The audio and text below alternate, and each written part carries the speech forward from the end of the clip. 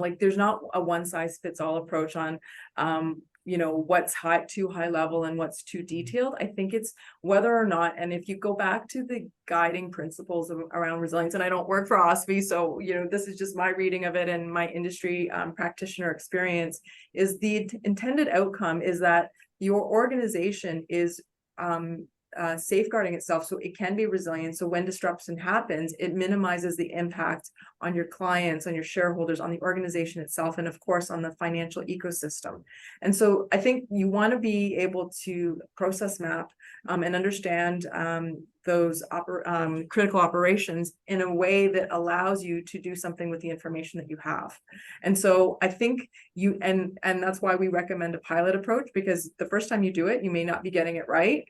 And so that allows you to go backwards and retool and refine before you start rolling it out to your entire organization and make a declaration that everyone needs to do process mapping by X date.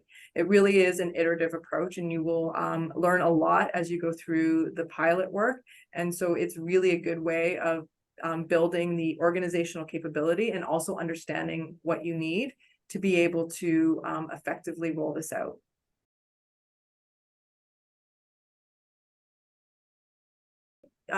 Obviously, criticality becomes really important, and it is a highly subjective thing. And what we found in reality is the top of the funnel is always bigger. So people think that there's more critical processes, but as you work through that process, you start to filter out what is actually truly critical. As I mentioned, one of the hallmarks for success is adoption and by the business, that the business feels that this is something that they believe is important. And so I think one of the things that I would recommend is not choosing a very overly complex process, because you want to understand how the pieces fit, but it's really important to have a great business stakeholder who is willing to make the time and to prioritize this work.